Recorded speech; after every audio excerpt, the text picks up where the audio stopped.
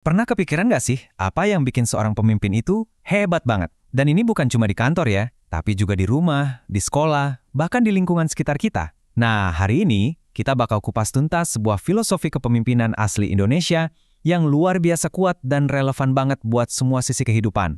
Oke, jadi intinya apa sih? Filosofi ini tuh kayak kerangka kerja 3 bagian yang abadi banget buat jadi pemimpin dan mentor yang efektif.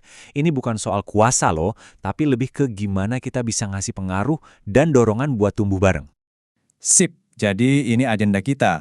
Pertama, kita akan bedah dulu 3 peran inti seorang pemimpin. Habis itu kita lihat gimana prinsip-prinsip ini bisa diterapin di lingkaran hidup kita. Mulai dari yang paling kecil, keluarga, terus ke sekolah, sampai ke komunitas. Yuk, kita mulai dari fondasinya. Ada 3 pilar utama yang jadi penopang seluruh filosofi kepemimpinan ini. Kalau kita paham ketiganya, wah, ini bakal jadi kunci buat menerapkan semuanya. Yang pertama, Ingarsa Sung Tulodo. Gampangnya, kalau lagi di depan, seorang pemimpin itu ya harus jadi contoh yang baik. Kedua, Ingmadia Mangun Karsa. Artinya, pas lagi di tengah-tengah keramaian, dia harus bisa membangkitkan semangat dan kemauan. Dan yang ketiga, Tutwuri Handayani. Yang ini pasti udah sering dengar ya. Artinya, dari belakang, seorang pemimpin itu ngasih dorongan dan dukungan. 3 peran yang kelihatannya beda, tapi sebenarnya saling melengkapi banget. Oke, sekarang gimana sih cara kerja konsep ini di tempat yang paling dasar dan paling dekat sama kita semua? Yup, bener banget, keluarga. Disinilah kepemimpinan itu pertama kali kita pelajari dan kita rasakan. Kita mulai dari titik awal setiap orang, yaitu keluarga. Nah, di sini kita secara khusus menyoroti peran orang tua sebagai pusatnya. Merekalah pemimpin pertama yang kita kenal, arsitek pertama dari karakter kita. Coba kita lihat lebih dalam lagi. Sebagai teladan, orang tua itu nunjukin jalan lewat hal-hal kayak ibadah bareng, jujur setiap hari, dan nunjukin kasih sayang. Buat bangun semangat, mereka ngajak diskusi dan bikin kegiatan seru bareng keluarga. Dan sebagai pendukung dari belakang, mereka dorong kita buat tumbuh, dan yang paling penting, selalu doain masa depan kita. Ini tuh kepemimpinan dalam bentuknya yang paling murni. Dari rumah, sekarang kita pindah ke lingkungan pendidikan. Di sini, peran pemimpin itu dipegang sama para guru, yang tugasnya membentuk generasi penerus bangsa. Sekarang, yuk kita geser fokus kita ke lingkup selanjutnya, sekolah. Di sini, peran sentralnya ada di guru. Mereka itu bukan cuma ngajar loh, tapi juga jadi pemandu yang bantu setiap murid buat nemuin dan ngarahin potensi unik mereka masing-masing. Di sekolah, guru jadi teladan lewat integritas dan kasih sayang mereka.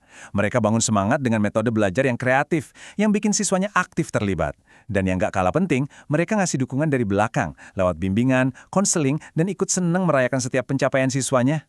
Oke, lingkarannya kita perlebar lagi ya, ke masyarakat yang lebih luas. Filosofi ini berlaku di mana aja, di tempat kerja, di organisasi, atau bahkan di lingkungan tetangga.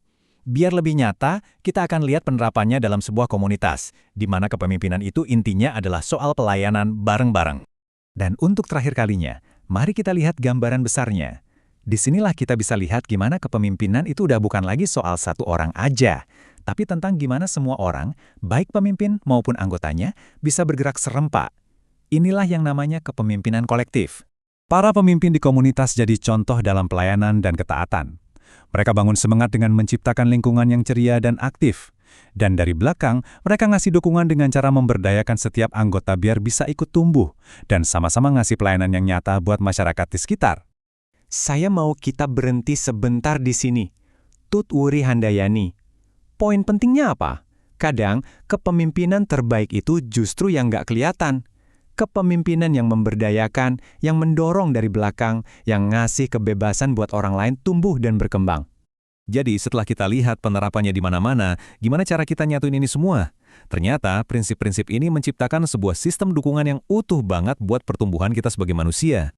Intinya gini, di keluarga, kepemimpinan itu soal keteladanan. Di sekolah, soal bimbingan. Dan di komunitas, soal pelayanan. Pesan utamanya adalah, kepemimpinan sejati itu nggak terpaku sama posisi, tapi kemampuan buat merawat pertumbuhan orang lain dari manapun kita berada, mau itu dari depan, tengah, ataupun belakang. Nah, sebagai penutup, coba deh kita renungin bareng-bareng. Kita semua ini kan pemimpin ya, dengan cara kita masing-masing sebagai orang tua, teman, guru, atau anggota komunitas. Pertanyaannya adalah, di peran mana sih Anda paling sering berada? Dan gimana caranya Anda bisa mulai menerapkan ketiga peran ini buat ngasih dampak yang lebih besar? Mungkin mulai hari ini juga.